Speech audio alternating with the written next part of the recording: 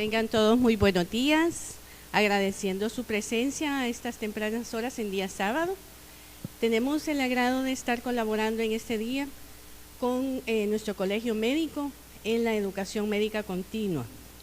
Vamos a esta mañana escuchar actualizaciones en temas que son de relevancia para nuestros pacientes y para el país. La Asociación Salvadoreña de Neumología agradece la participación de los colegas ponentes en esta mañana y esperamos que las conferencias sean de provecho para ustedes y para sus pacientes. Muchas gracias.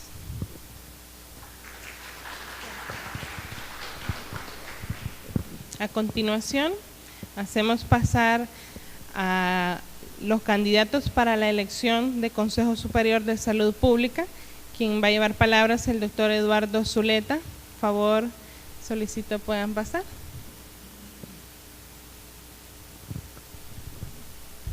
Muchas gracias. Muy buenos días tengan a todos ustedes, distinguidos colegas. No les vamos a robar mucho tiempo. Como ustedes pueden ver, tenemos una representación de los candidatos para la Junta de Vigilancia de la Profesión Médica y para el Consejo Superior de Salud Pública. Dicha elección va a realizarse el próximo día 8 de noviembre, jueves 8 de noviembre, en 4 sedes en el territorio nacional: las facultades multidisciplinarias de San Vicente, San Miguel y Santa Ana, y en San Salvador en la Escuela Concha Viuda de Escalón, en un horario de 8 a 5. Para poder votar es necesario que estén al día con la Junta de Vigilancia de la Profesión Médica y presenten ya sea su carnet de Junta de Vigilancia o su DUI, con cualquiera de esos dos documentos, inclusive el mismo día del evento. Si usted no ha pagado todavía la Junta de Vigilancia, puede votar. Queremos explicarles que agradecemos al doctor Brizuela y a la Junta Directiva del Colegio Médico, así como a Educación Permanente, el espacio que nos han brindado para dirigirnos a los colegas y decirles que esta es una alianza gremial que reúne al Foro Cívico de Profesionales de la Salud, al Colegio Médico de El Salvador, al Movimiento Médicos por un Salario Digno y al Sindicato de Médicos de Trabajadores del Seguro Social. Como Consejo Superior queremos facilitarles, como propuesta que llevamos, la inscripción de clínicas privadas para médicos, odontólogos y veterinarios. Algunos que ya están ejerciendo la profesión en el ámbito privado saben lo difícil y burocrático que es el trámite para la elección para poder facilitar la inscripción de clínicas privadas, por lo complejo que se vuelven los requerimientos técnicos administrativos o RTA. Entonces nosotros queremos ir a facilitarles eso al gremio. El Consejo también tiene la capacidad de velar y garantizar que las clínicas privadas sean registradas de manera adecuada, pero que sin menoscabo, que hay algunos profesionales que prefieren no inscribirlas y trabajar en la clandestinidad, ¿ya? Cuando se inscriben, pues tiene algunos beneficios porque usted tiene una publicación que está ejerciendo la profesión de manera adecuada y bajo el respaldo del Consejo y la Junta de Vigilancia, y eso le da un estatus diferente en el posicionamiento hacia sus pacientes. En la actualidad, los médicos en el ejercicio privado, quiero decirle que son los que reciben mayor cantidad de denuncias, ¿ya? Durante estos 9 años han desarrollado las oficinas tramitadoras de denuncias, pero muchos de los médicos desconocen que existen esas oficinas y en la actualidad, de abril a septiembre, hay 270 denuncias hacia médicos en el ejercicio pleno de la profesión. Así que esas son algunas propuestas que llevamos como consejo, y como junta tenemos que la Junta va a velar porque se respete la garantía del derecho a la audiencia y defensa de nuestro gremio, que están connotados en los artículos 11 y 12 de la Constitución. El 11 en lo que se refiere al derecho de audiencia y el 12 al debido proceso. Y estos están enmarcados en los procesos abreviados del Código Procesal Civil y Mercantil establecidos en los artículos 418 y 430. Con nuestras juntas de vigilancia, tus clínicas y hospitales tendrán un aliado para el beneficio del ejercicio profesional y el desarrollo de nuestro gremio. Nosotros vemos que nosotros somos emprendedores, como médicos muchas veces estamos, aparte de brindando la atención adecuada a nuestros pacientes, también somos emprendedores porque generamos trabajo, ¿ya? Y ahorita nos le están poniendo un poco difícil para el ejercicio profesional y que el emprendedurismo destaque. Así que estas son algunas de las que nosotros tenemos como propuestas como consejo y junta. Ahí les hemos pasado los afiches para que voten por nosotros. Planilla 1, aliados por la salud, ¿verdad? Médicos aliados por la salud. Como les repito, es una gran alianza gremial en beneficio del gremio. Agradecemos el espacio a Educación Permanente, a la presidenta de la Asociación de Neumología, que no dudamos que nos va a dar el respaldo con sus agremiados, ¿ya? Y a todos ustedes por esos minutos que nos han regalado esta mañana. Muchas gracias y éxitos en su jornada.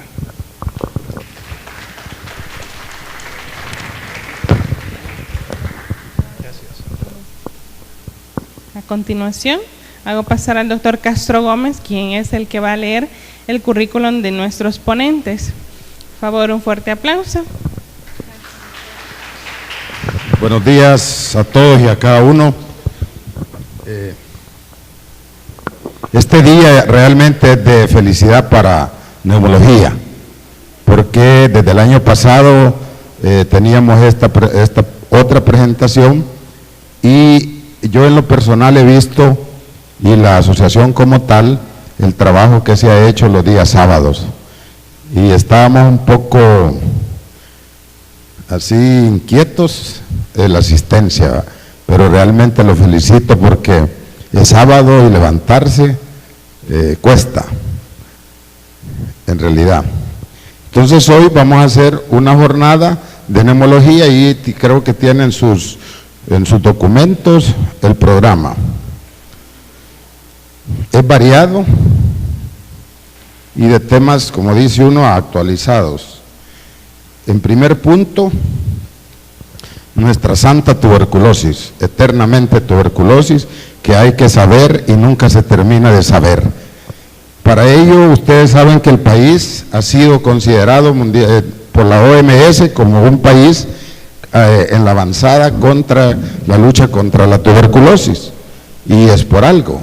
Han venido aquí personas de otros países a nutrirse del programa, por si no lo saben, entonces es referente.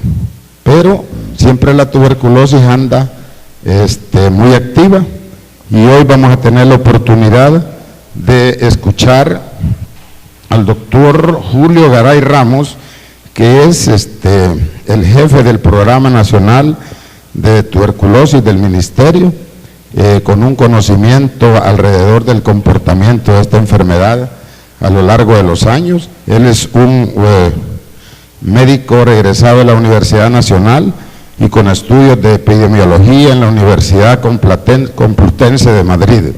Y actualmente, como les digo, es el jefe del programa de tuberculosis y enfermedades respiratorias del Ministerio.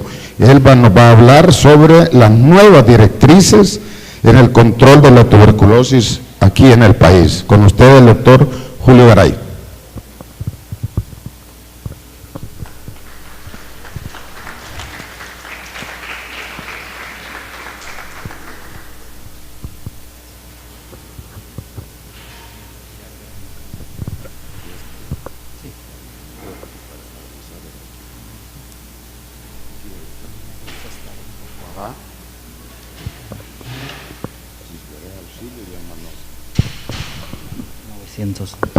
Gracias.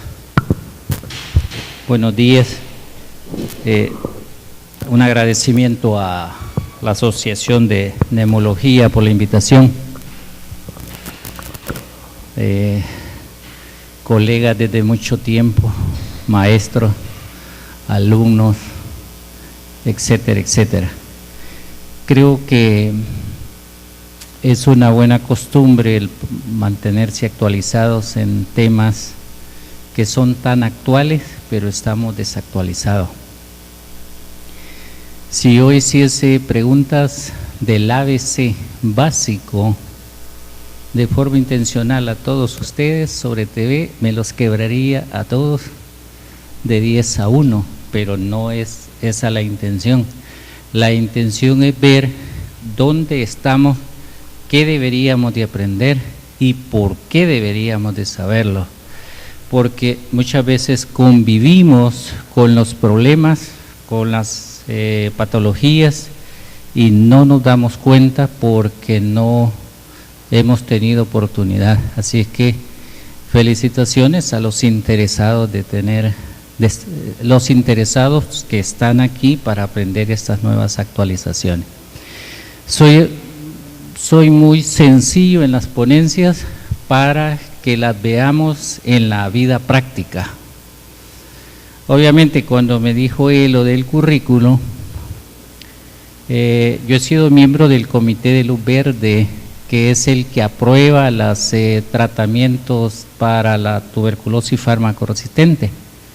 He sido evaluador internacional de la OMS en Argentina, en Ecuador, en Guatemala, en México, en muchos países, para evaluar el manejo clínico programático de la tuberculosis y de la tuberculosis farmacoresistente.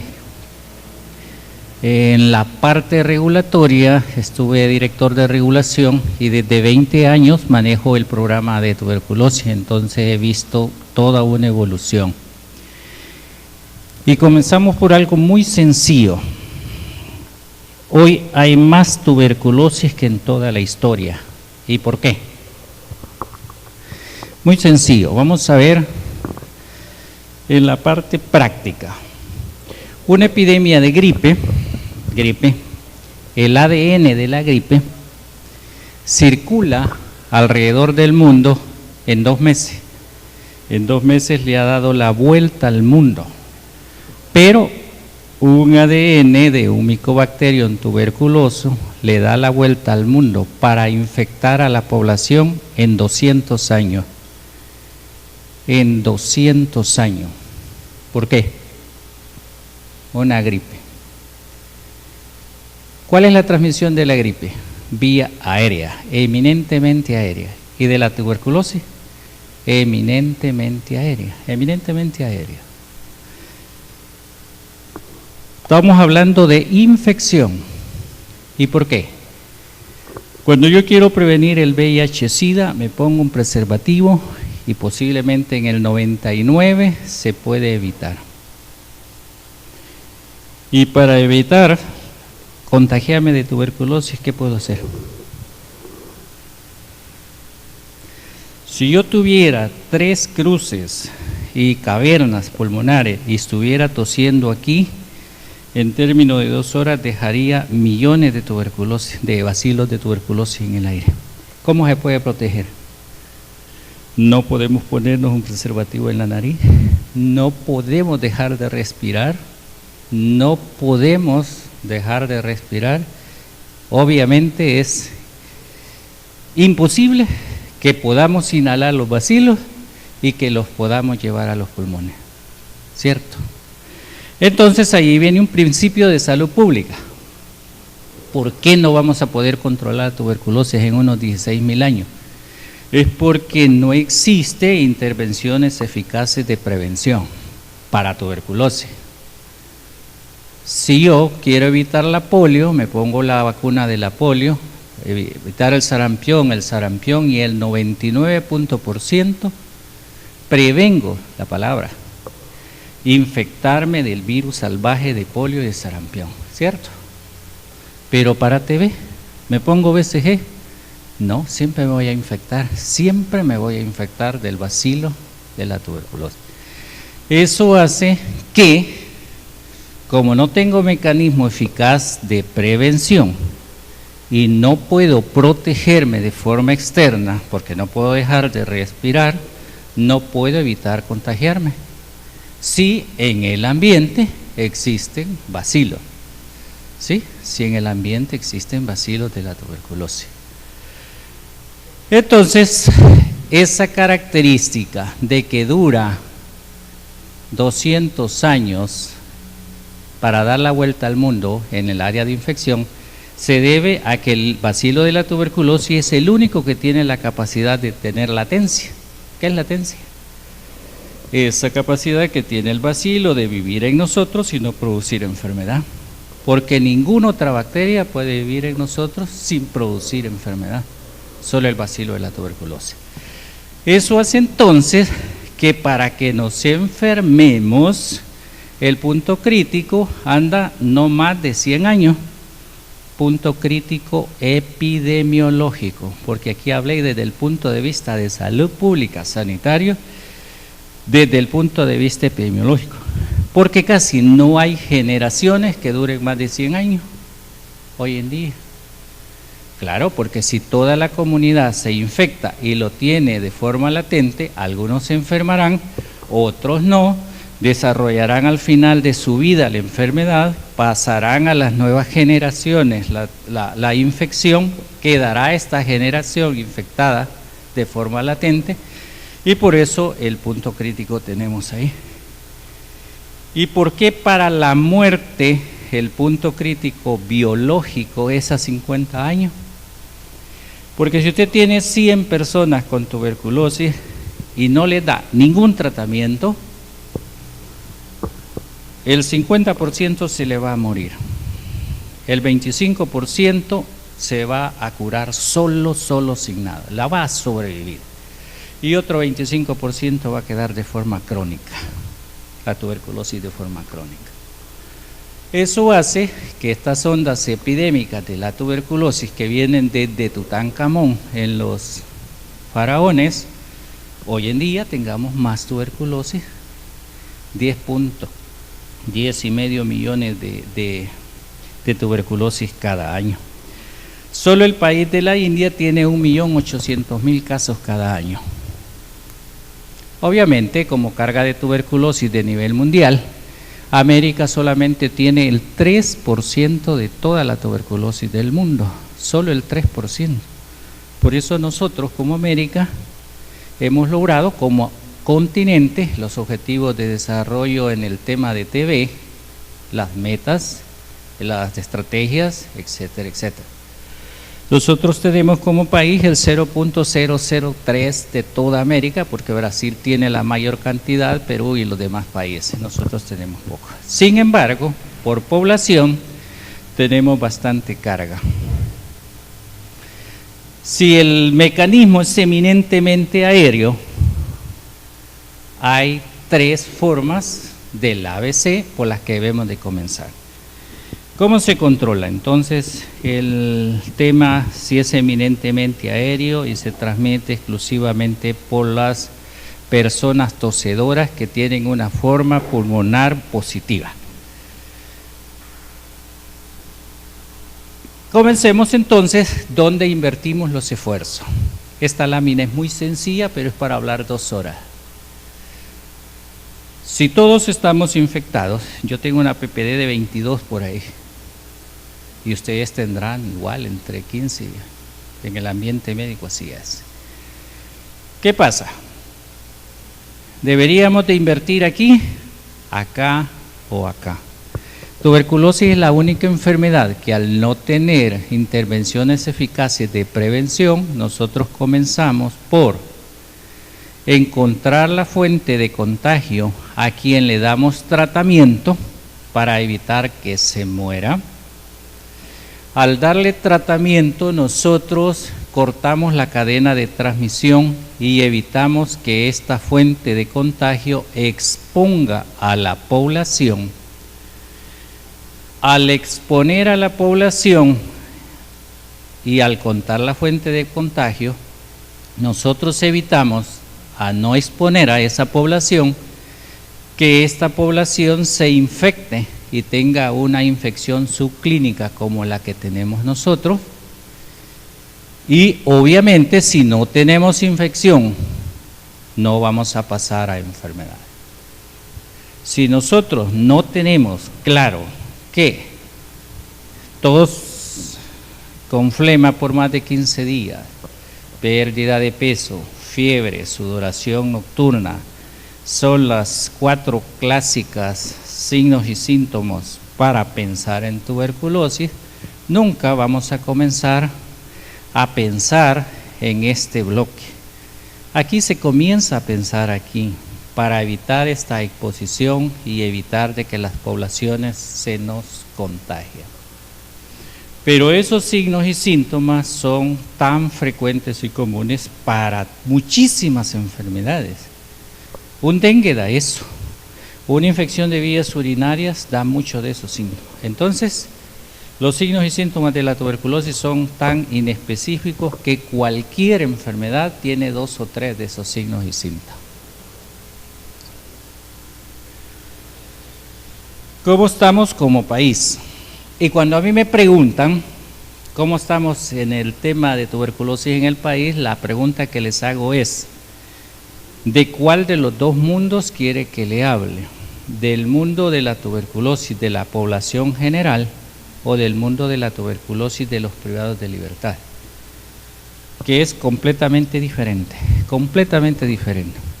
Mientras que en la población general la tasa es de 20 por 100.000, que es el parámetro para comenzar a eliminar la tuberculosis, en la población privada de libertad es de 4.700, es decir, 85 veces más elevada. Un privado de libertad tiene, si no tiene tuberculosis, tiene una infección tuberculosa tan elevada que va a sufrir enfermedad tuberculosis. Eso quiere decir que en una cárcel que tiene 2.000 presos, normalmente circulan cada año 12.000 personas, entre abogados, jueces, criminológicos, visitas, le dan comida, custodios, etcétera, etcétera. Esos 12.000 tienen el mismo riesgo de 85 veces más elevado de infectarse y enfermar de tuberculosis.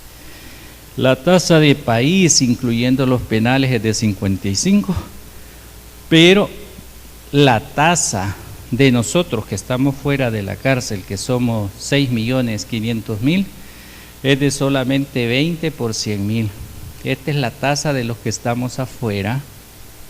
Entonces, ¿de qué mundo quiere que hablemos?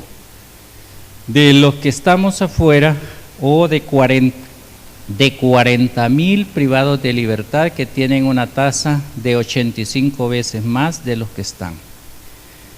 Y como no es una ponencia para ver el problema de tuberculosis en el sistema penitenciario, no vamos a entrar en detalles, pero eso se debe obviamente a la desnutrición que viven esos, al hacinamiento que es de 400% y a todos los demás factores que ustedes ya conocen.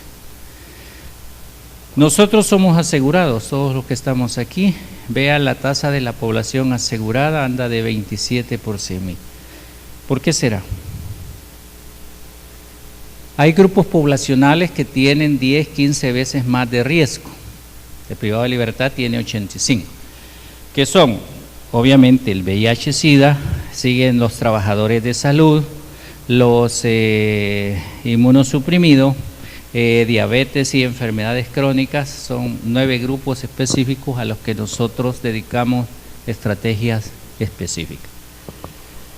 Y obviamente el Seguro Social tiene asegurados con más riesgo como nosotros, que somos trabajadores de salud, jubilados, trabajadores de maquila, ¿qué más?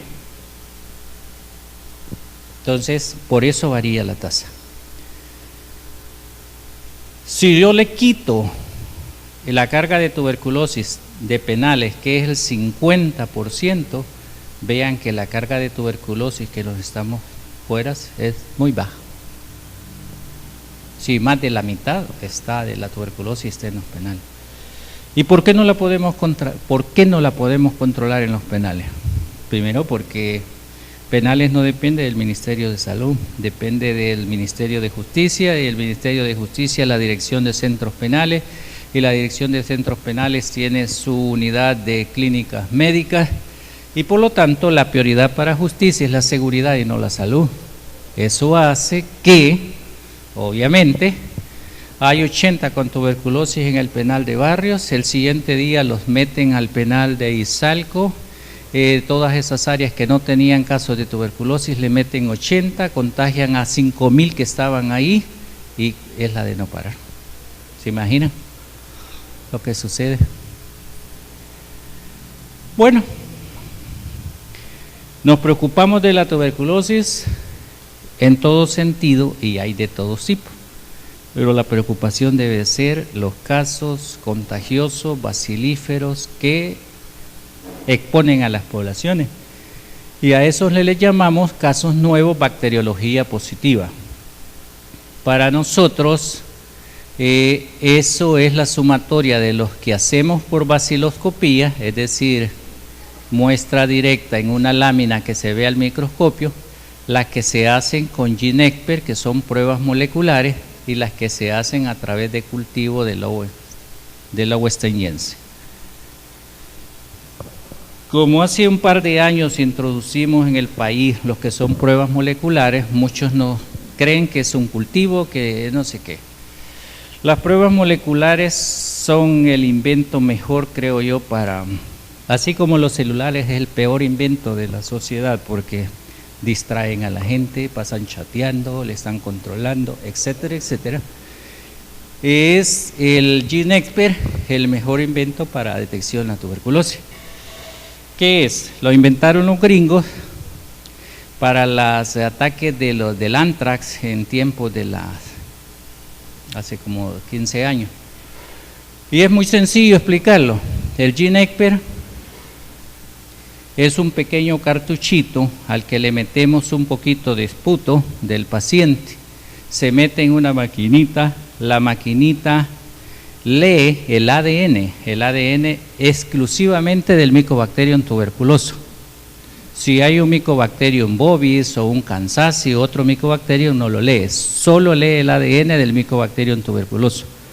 Lo hace en 100 minutos y solamente se utilizan 130 bacilos para una prueba positiva. Y yo, para hallar una prueba positiva de esputo a través de baciloscopía, tengo que tener 5.000 bacilos. Es decir, ese paciente ha contagiado a medio mundo y está sumamente enfermo porque está llenísimo de bacilos, mientras que si yo, al nomás que veo los signos y síntomas y comienza a toser, yo le mando un GeneXpert, con que tenga 100, 120 bacilos, ya me dice que es positivo porque lee el ADN.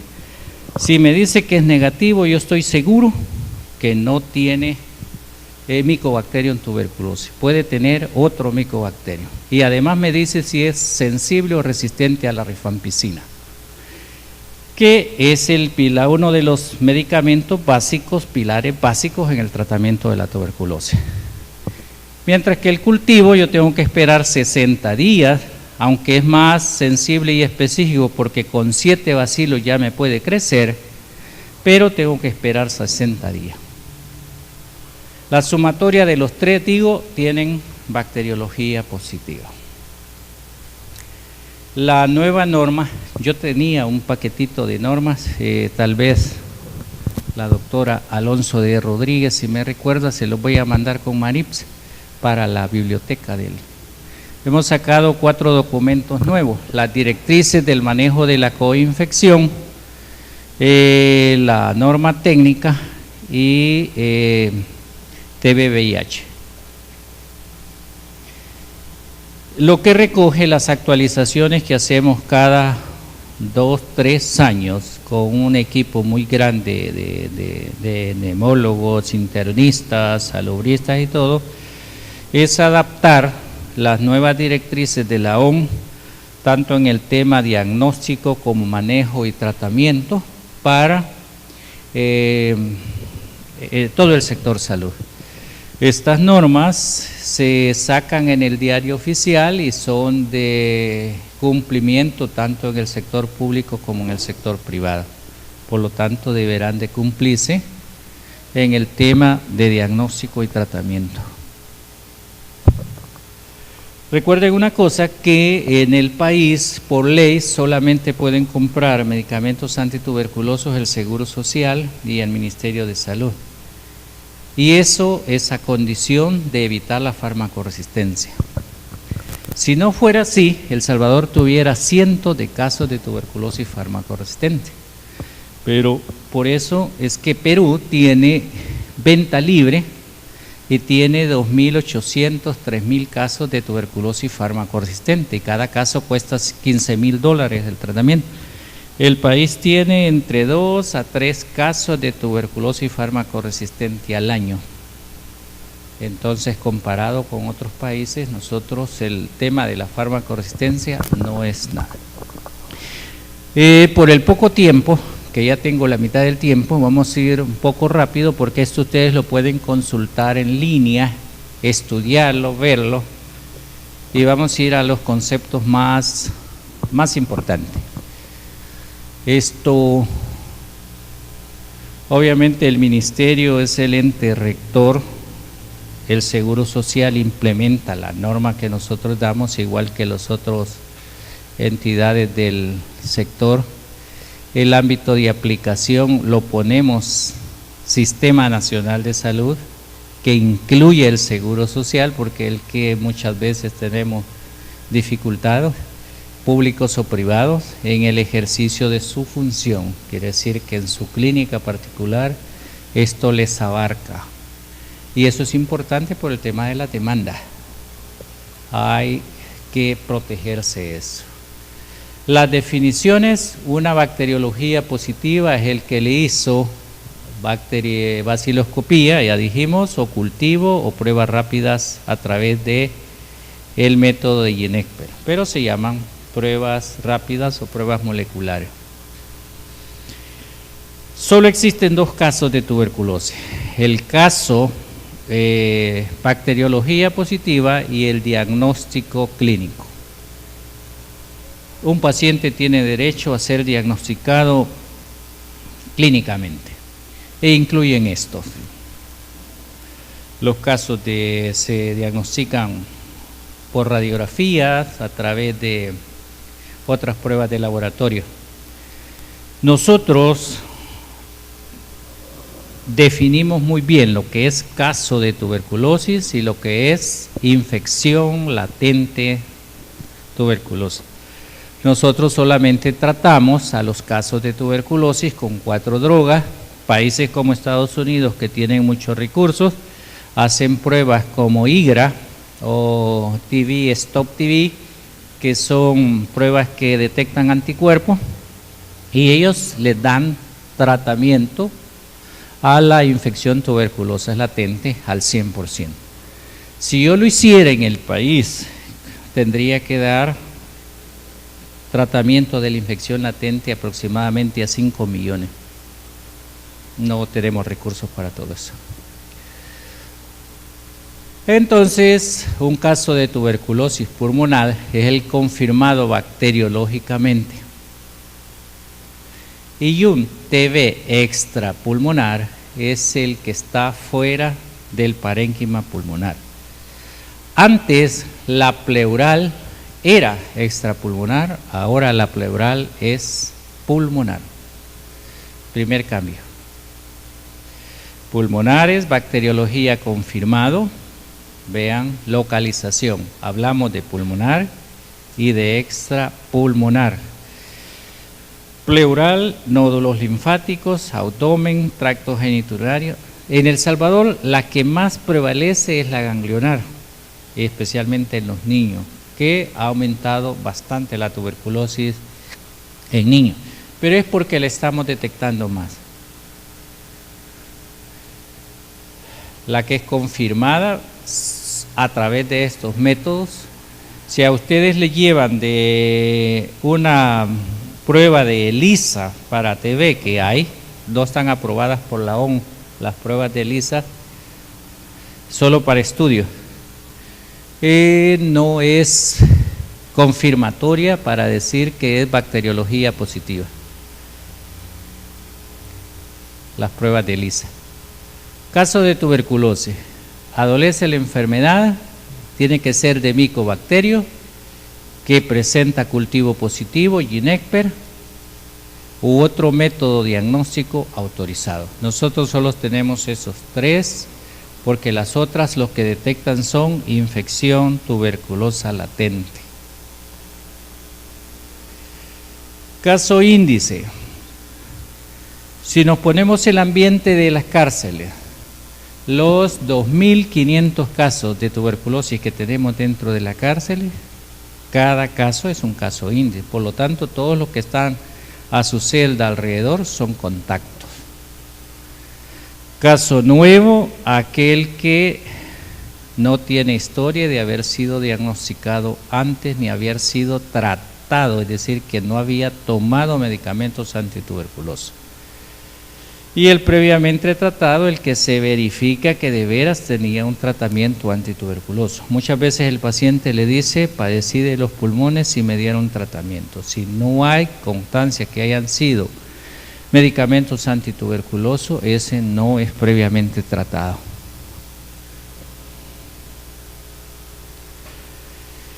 Aquí va un concepto que muchas veces en el ambiente se nos va. El tosedor crónico o el que tiene tos y flema por más de 15 días puede ser un bronquítico, un asmático, un EPOC, un fumador, cualquier persona que está tosiendo. ¿Sí? Obviamente, esa persona que está tosiendo, que tiene tos productiva por más de 15 días, es el sujeto de investigación. ¿Por qué? Para la epidemiología es el sujeto más importante porque es el que nos va a transmitir la enfermedad en la comunidad. Obviamente el que tiene tuberculosis extrapulmonar, yo casi siempre, todas las semanas veo un caso de tuberculosis en la consulta que doy. Y he visto mucha tuberculosis últimamente de mama, nódulos de mama que cuando se pasa por todos los screening, cáncer de mama, y cuando va a la biopsia es tuberculosis de mama. Y a lo menos en los 5 años he visto tuberculosis de mama, tuberculosis de próstata, tuberculosis hepática, tuberculosis vesical, con... Ya no se diga tuberculosis vertebral, que hoy tengo 3 en tratamiento, tuberculosis vertebral, aumentado bastante. Así es que hay muchas extrapulmonar. Esas no caen dentro del grupo de sintomático respiratorio, porque sintomático respiratorio se refiere a tos y expectoración. Pero es por el que comenzamos para hacer impacto en el control de la tuberculosis. Veamos un poco de los contactos. Yo a veces hago la broma. El contacto puede ser estrecho, íntimo, casual o esporádico. El íntimo, aquel que es la papá y el hijo que está tosiendo en el mismo cuarto y sale con tuberculosis el papá y el niño está en el mismo cuarto, ¿cierto? ¿Cuál es el que sí? El otro es el que está en la maquila, en una maquila donde hacen ropa, a la par del otro, y está 8 horas trabajando allí y sale con tuberculosis y bacteriología positiva, de estrecho. Y el espontáneo es cuando vas al nightclub y están toser y toser ahí, pensás que está por el humo del cigarro y es porque tiene tuberculosis. Ese es meramente esporádico. Hacemos mucho esfuerzo en identificar todos los contactos, porque es donde está la mayoría de casos de tuberculosis. Allí está la mayoría de casos de tuberculosis.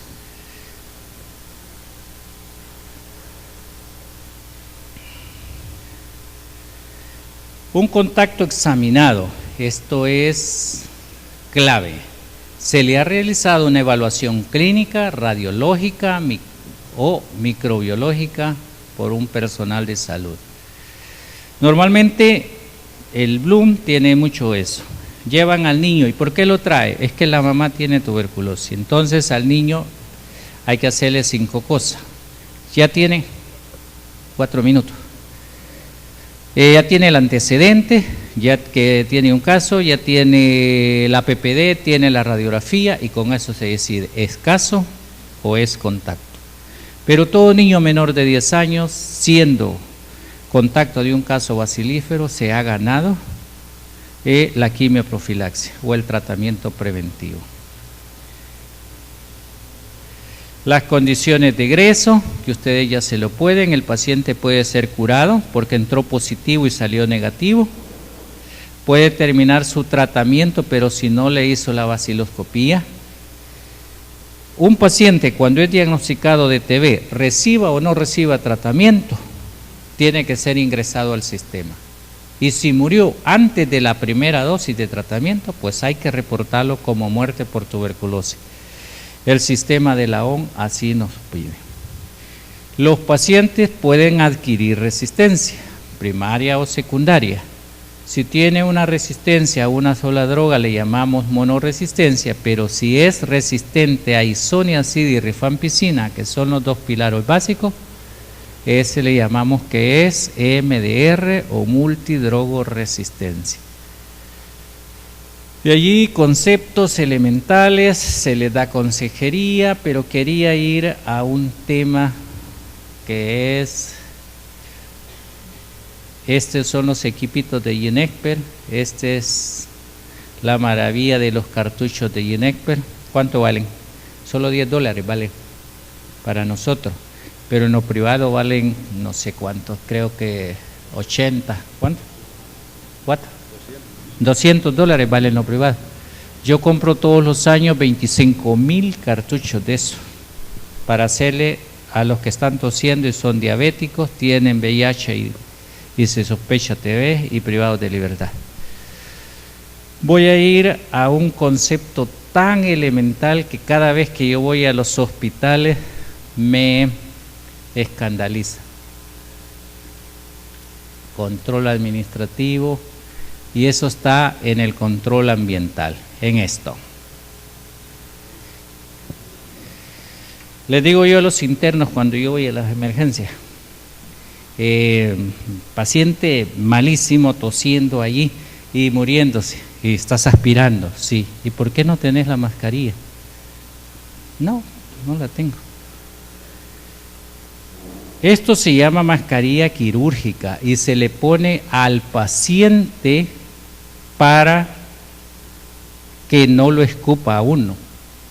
Para protegerse, el personal de salud tiene que usar la N95, que se llama respirador.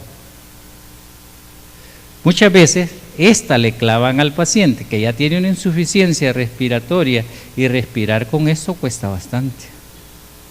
Y el interno tiene esto.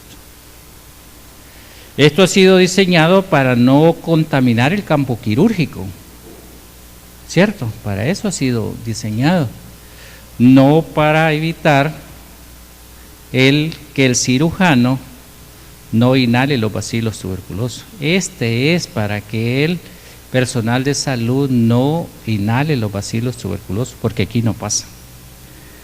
Se recuerdan las H1N1, cómo se coloca. Y esto es lo que ve uno. Dígame 5 cosas ahí. Esto es tuberculosis. El médico no tiene el N95 y el paciente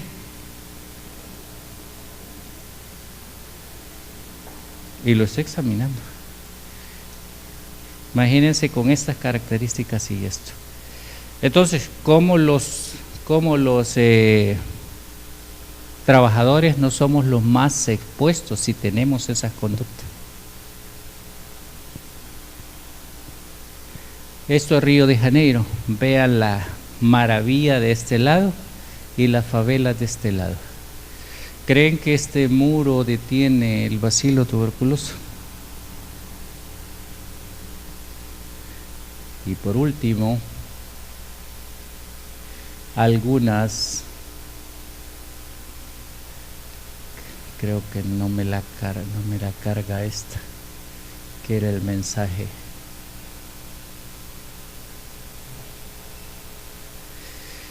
Al menos los que estamos trabajando en salud, tenemos consciente con quién estamos luchando y que no tenemos intervenciones eficaces de prevención.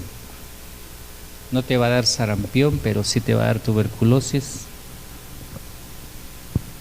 Muchas gracias. Bueno, muchas gracias.